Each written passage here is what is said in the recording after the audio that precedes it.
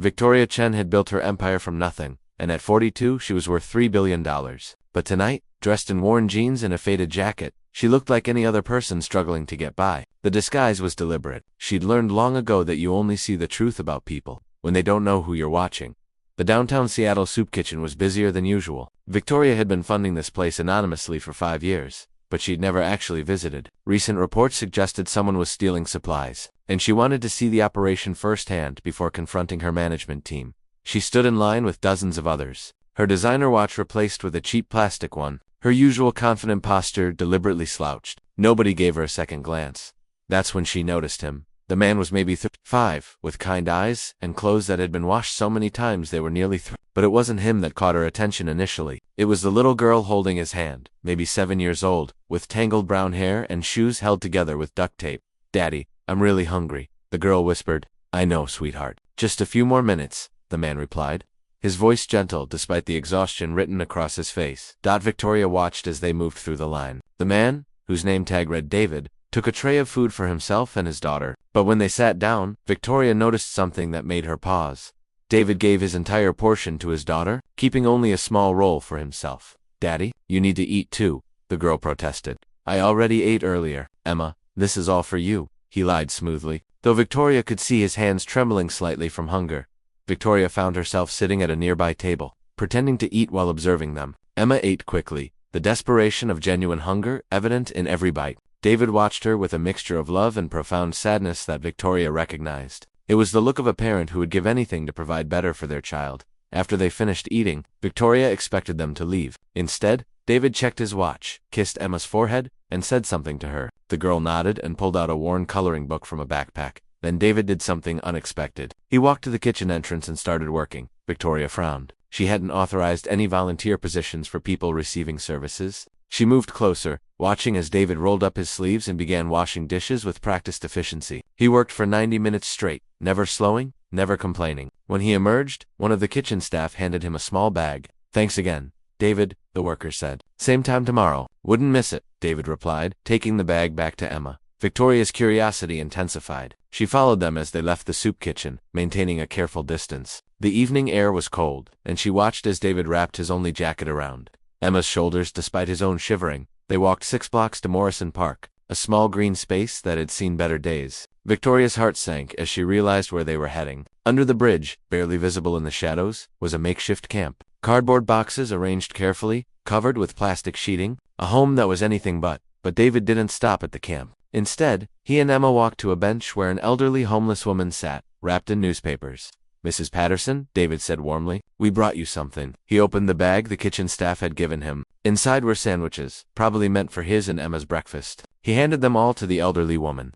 "David, no," Mrs. Patterson protested. "You and Emma need these. We ate plenty tonight." David lied again. "You were sick last week. You need to keep your strength up."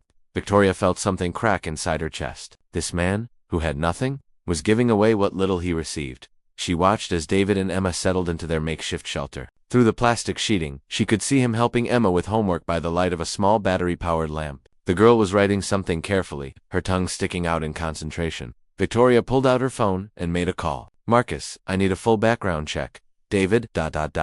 She paused, realizing she didn't know his last name. She snapped a discreet photo. "I'm sending you an image. I need everything within 2 hours." While she waited, Victoria continued watching. David helped Emma brush her teeth using bottled water and a shared toothbrush. He sang her a lullaby, his voice surprisingly beautiful in the darkness. When the girl finally fell asleep, David sat awake, staring at nothing, his shoulders shaking with silent sobs he wouldn't let his daughter see. Victoria's phone buzzed. Marcus had sent a comprehensive file. David Morrison, age 34, former software engineer at Tech. Wife died 3 years ago from cancer. Medical bills bankrupted him. Lost his apartment 8 months ago after layoffs in the tech sector. Daughter Emma, age 7, no criminal record. Multiple job applications submitted daily. References from former employers describe him as brilliant, dedicated, and honest. Victoria kept reading, her anger building. David had been a senior developer, the kind of talent companies fought over, but a series of devastating circumstances had destroyed him. The medical bills, the layoffs during his wife's final months when he'd taken too much time off, the eviction, the spiral into homelessness. But here's what made Victoria's blood boil. David had applied to 12 positions at companies she either owned or had invested in, all rejected without interview. She pulled up the applications, reading his qualifications. He was overqualified for most positions, which meant automated systems had filtered him out. The algorithm she'd approved looked for red flags in applications. Employment gaps triggered automatic rejections. David Morrison had been dismissed by a computer program that couldn't see his circumstances, his character, or his desperate need for a second chance. Victoria made a decision. The next morning, David woke Emma gently, and they prepared for their day with the careful routine of people used to making do. They walked to the public library, where Emma would spend the day in the children's section, while David used the computers to job hunt and the bathroom to make himself presentable for any potential interviews. Victoria was waiting outside the library, still dressed in her disguise. "Excuse me," she said, approaching David. "Son, sorry to bother you, but I saw you at the soup kitchen last night. I'm new to the area and don't really know anyone. Would you mind showing me where I might find some resources?" David's face lit up with genuine kindness, despite his own struggles. "Of course, come on, I'll show you around." For the next hour, David gave Victoria a tour of survival, where to get clean water, which churches offered free meals on which days, where the safest places to sleep were, which businesses would let you use the bathroom without hassling you. He shared everything he'd learned, treating Victoria with dignity and respect. "Can I ask you something?" Victoria said carefully. "Last night at the soup kitchen, you worked in the kitchen. Why?" David looked embarrassed. "They don't owe me anything, but they feed my daughter. The least I can do is help out where I can. Plus, they usually have extra food they'd throw away. They let me take it for Emma's breakfast, but you gave it away." David glanced at her sharply, then softened. "Mrs. Patterson is 73 years old and living on the streets. Emma and I are young and strong. We'll be okay, will you?" Victoria asked quietly. David's expression crumbled for just a moment before he rebuilt it. "We have to be." "What happened to you?" Victoria asked. "You seem educated, capable." David hesitated. Then the story poured out. His wife's illness, the medical bankruptcy, the layoffs, the inability to get hired because of his employment gap and current housing situation, the shame of his daughter growing up in a shelter under a bridge. "I had a good job once," David said. "Senior software engineer. I was good at it too. But I took time off when my wife was dying, and the company downsized while I was gone. After she passed, I couldn't focus. Couldn't explain the gap in my resume without talking about the worst time of my life. Nobody wants to hire someone living in their car, even if I could afford a car anymore." "What would you do if you got a second chance?" Victoria asked. David's eyes met hers with fierce intensity. "Anything. Everything. I'd work 8. I'd take any position, any shift. I just need someone to see past the circumstances and give me one opportunity to prove myself. For Emma, she deserves so much better than this." Victoria made her decision. "I need to tell you something." She pulled off the cheap jacket, revealing the designer blouse underneath, removed the wig she'd been wearing, revealing her distinctive appearance that had graced countless magazine covers. David stared in shock. "You're Victoria Chen." "The Victoria Chen, oh God. I applied to 3 of your companies."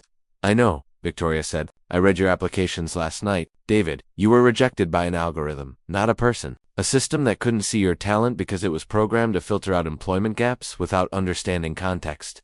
David's face flushed with humiliation. "You were testing me. This whole morning, you were testing me." "No," Victoria said firmly. "I was learning about you. I watched you last night at the soup kitchen. I saw you give your food to your daughter, work without being asked, and then give away your breakfast to an elderly woman who needed it more. I saw a man who has nothing but gives everything." She pulled out her phone. "David Morrison, I'm offering you a position, Director of Software Development at Chen Technologies. Full salary, benefits, housing allowance, and a signing bonus sufficient to cover 3 months of rent and security deposit for a proper apartment. Emma will have access to our employee childcare program and education benefits." David's legs seemed to give out. He sat down hard on the bench, tears streaming down his face. "Why? Why would you do this?" "Because you're exactly the kind of person I want leading my teams," Victoria said. "Not because of your resume, though. That's impressive. Because of your character. You could have become bitter, angry, desperate. Instead, you remained kind. You helped others even when you had nothing. You never stopped fighting for your daughter." "I don't know what to say," David whispered. "Say yes," Victoria replied, "and then let's go shopping. You and Emma need some new clothes before we get you set up in your apartment." David looked at her, really seeing her for the first time. "At the soup kitchen, when I was explaining where to find resources, you already knew all of it, didn't you?" "You fund that place." Victoria smiled. "I fund a lot of places, but I rarely visit them. I learned more in one night watching you than I have in years of reading reports. You taught me that our systems are failing good people, and that needs to change." "What happens now?" David asked. "Now we get Emma from the library, get you both settled, and Monday morning you start your new position. But David, I need you to do something for me. Anything. Help me redesign our hiring systems. I don't want to miss another person like you because a computer program can't see past circumstances to potential. I want you to build something better." David stood, straightening his worn clothes with as much dignity as he could muster. "I won't let you down, Miss Chen. Victoria, she corrected, and I know you won't. That's why I'm hiring you. 3 months later, Victoria stood in the lobby of Chen Technologies, watching David arrive for work. He wore a sharp suit now, carried a designer briefcase, and walked with confidence. But the biggest change was Emma, holding his hand. Dressed in a new school uniform, chattering excitedly about her day, David had transformed the company's hiring practices, creating a system that looked at potential and character rather than just filtering for red flags. They'd hired 14 people in similar situations to David's, each one proving to be exceptional employees. But more than that, David had reminded Victoria why she'd built her empire in the first place. Not for the money or the power, but to create opportunities and change lives. Sometimes the most valuable employees are the ones who don't look like traditional candidates. Sometimes the greatest talent hides behind the worst circumstances. And sometimes, the homeless man washing dishes at a soup kitchen is exactly the leader your billion-dollar company needs. Victoria had caught David in the act of being extraordinary when he thought no one was watching. And in doing so, she'd rediscovered what really mattered about success. Not what you take from the world, but what you give back and who you lift up along the way.